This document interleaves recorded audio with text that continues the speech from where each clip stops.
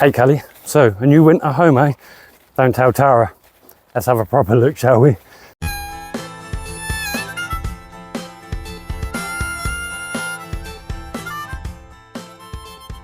So I'm gonna break the news to Tara and see what she thinks. I've just finally got home as well to the abode, well, to tent home, and yeah, I've got to break this to her. Wish me luck.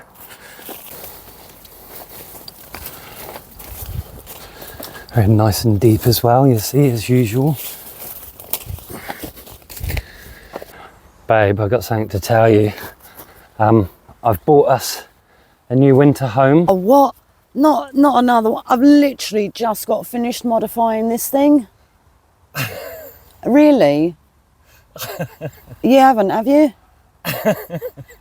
Don't tell me you've bought us a new. I literally just fixed this one up. No, I'm joking, of course, babe. Look at her poor little face. I've been through a lot fixing this up. I know you have. It's taken me hours. Yep, well, Tara's taken hours fixing this tent up. She's done some modifications. But yeah, in all honesty, babe, this is our new home, Muppet. Oh, good. It's only because everyone keeps saying, go home, or they're going to their flat in up north somewhere, I don't know. Oh, all the go home for winter comments. Yeah. But I did buy this new home, and I'm sorry about the title, and I'm sorry about the thumbnail, but I did buy this new home, or we bought it, and Tara just didn't realise, or did realise it is our winter home. I'm very glad this is the winter home.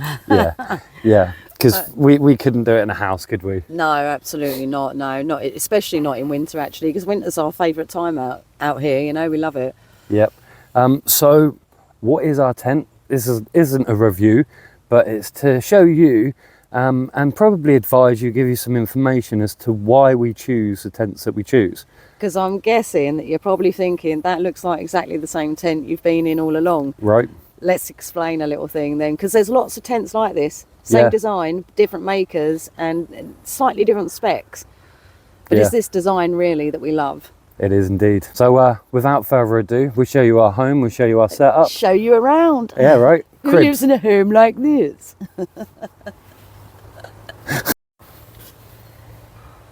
So yeah, that's the tent, isn't it? Nightcat.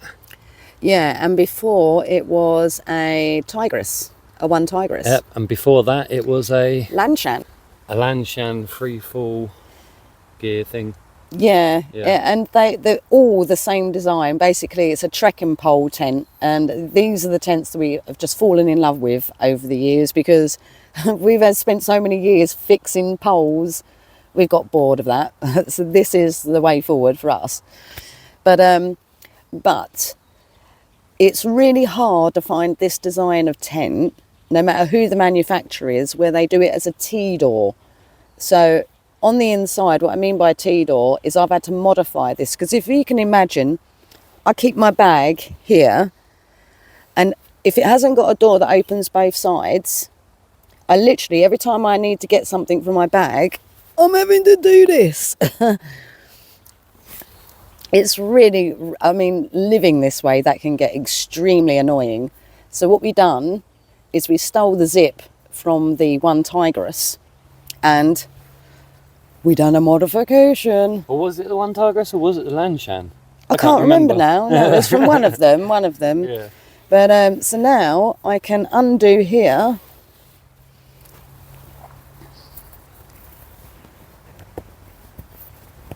And ta-da!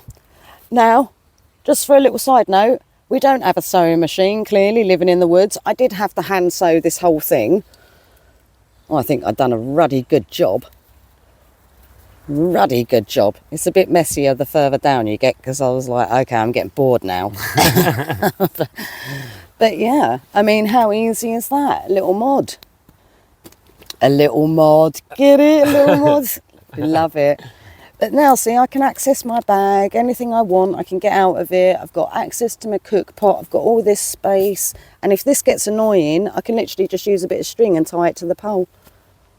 You know? Brilliant. Whereas on Mod's one, you can see that on this side, he hasn't got that zip that I've put in. He's just got the one zip. Yeah. But because his door opens This way, I can get my arse in. and he can still reach his bag with ease. Yeah, so I can literally grab my bag like that. If you ask me, it's just a little bit of a design fault in this type of tent. And there's like I say, so many makers are making this design. And if anyone could just grab hold of this idea, that most people are not going to sleep top and tail, and that's how this tent has been designed. It's been designed for you to sleep top and tail. We're a couple, we're not going to sleep top and tail. We want to be at the same end. So when they do the doors opposite sides like that, it turns out to be really inconvenient as a couple. Yeah, because so that would have been your opening door, and this one my opening door, this side. So Mod's door opens by his pillow, my door opens by my feet. Yeah. Do you get me? And especially with Mod having his broken hip, it's quite difficult for him to get in and out like that. He has to do a whole swivel thing to get out.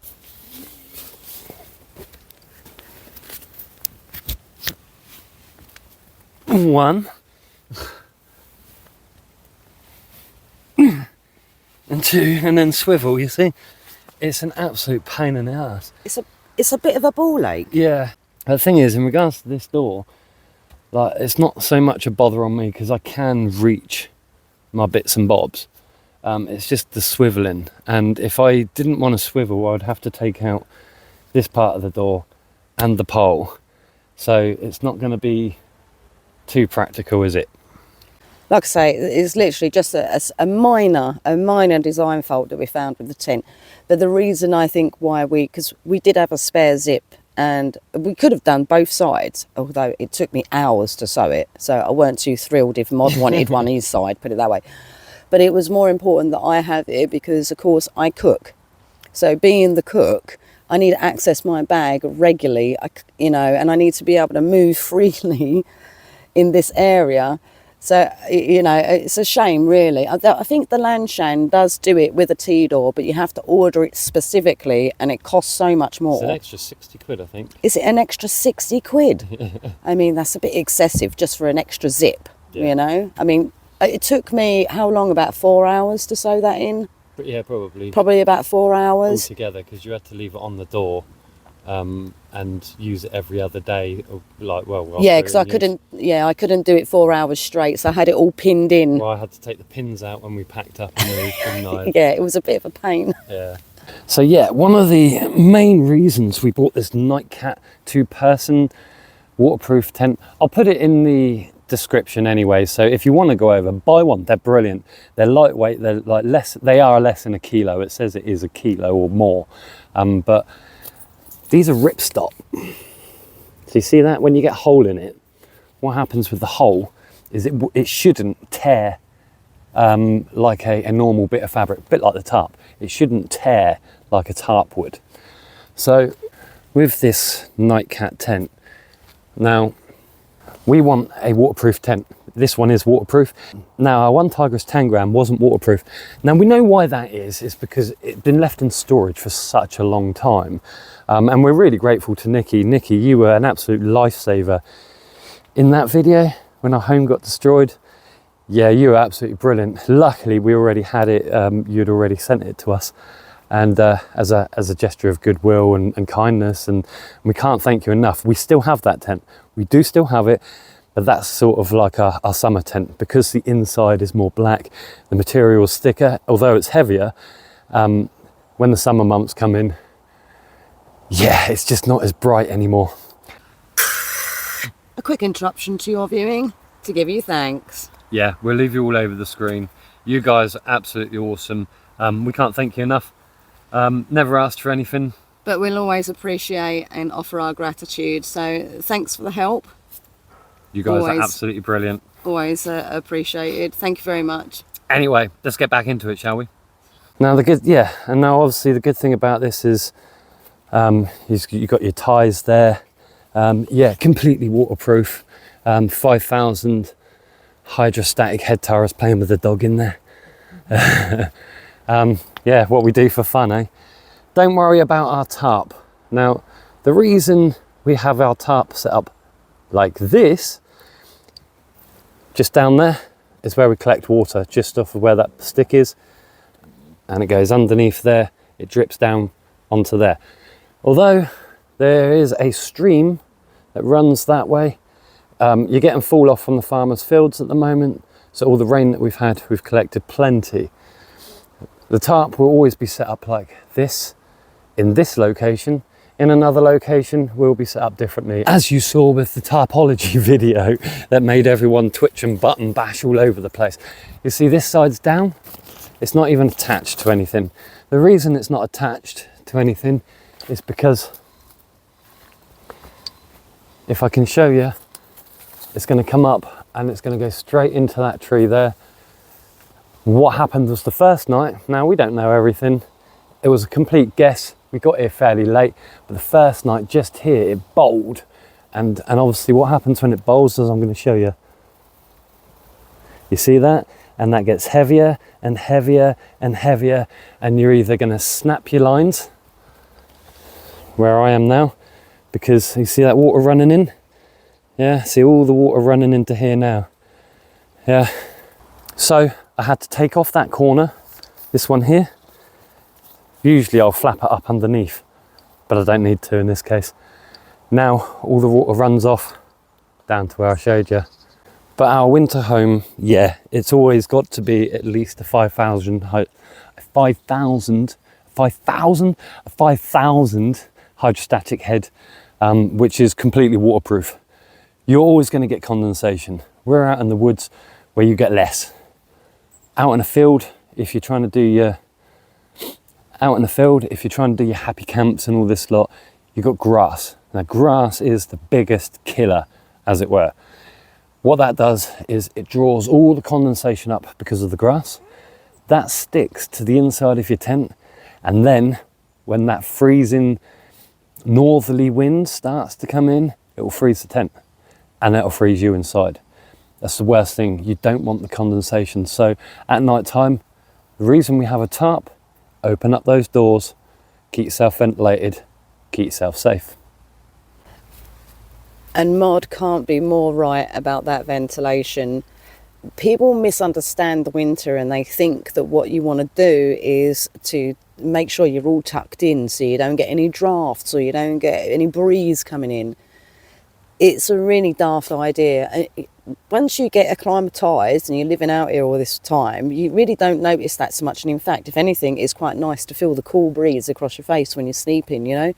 But what's really dangerous is when people pack themselves in, they close all their ventilation. And as Mod says, if that freezes, when you wake up in the morning, if you wake up, you're going to find it snowing on the inside of your tent. Every time you move and you touch your inner against your outer, you're going to get all of that frost all over you, and that's first thing in the morning. It's a horrid way to wake up. So what's your views on people trying to advise double tents, putting a tent inside a tent? What?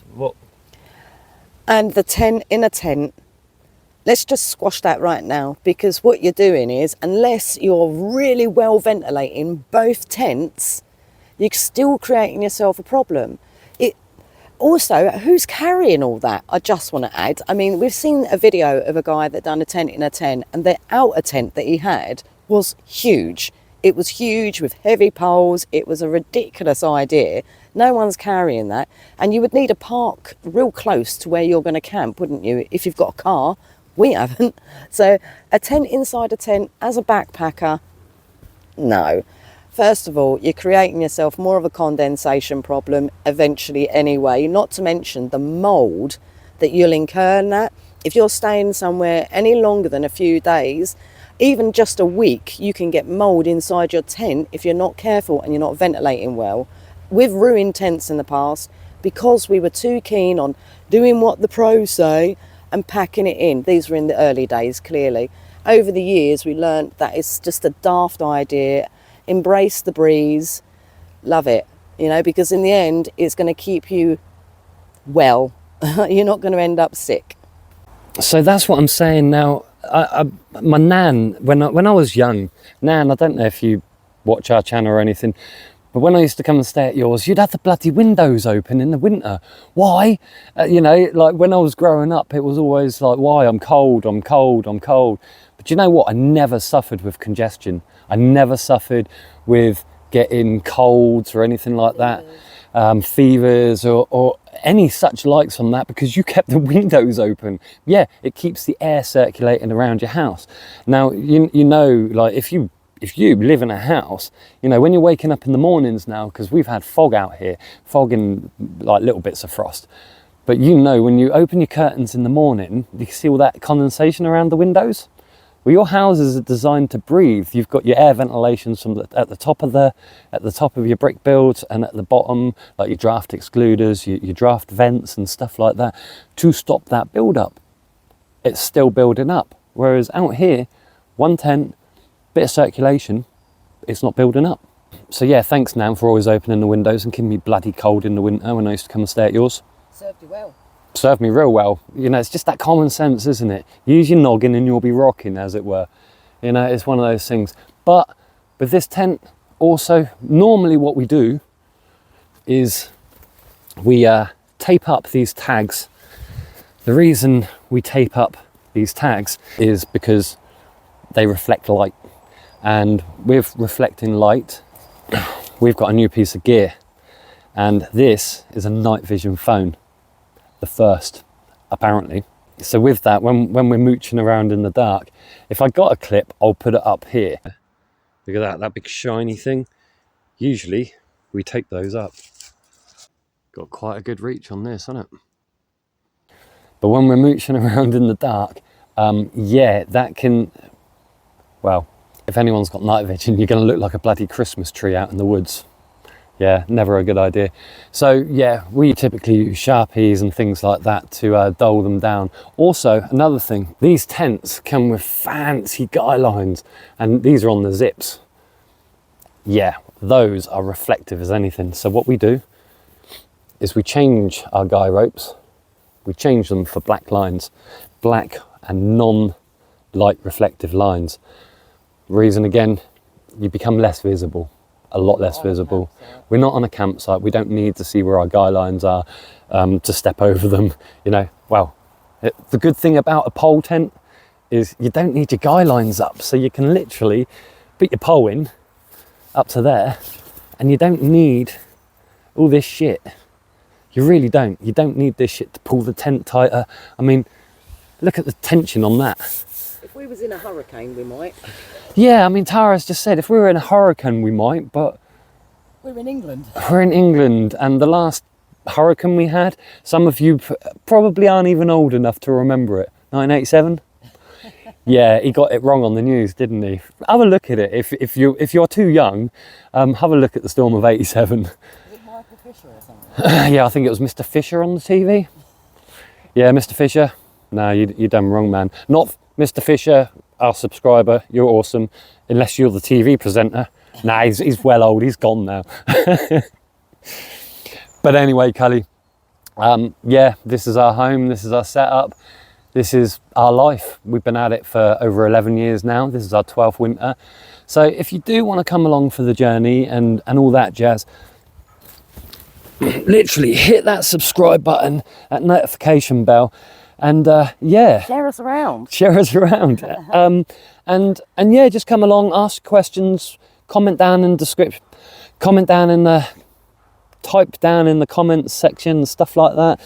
Ask us questions. And do consider becoming a member. You can opt out whenever you want, but if you come over to the members, you'll see we offer you guys so much more. Yeah. It's a bit more of a family atmosphere. So come on board, come over and have some fun with us. Yes, do. And until next time, happy hopping.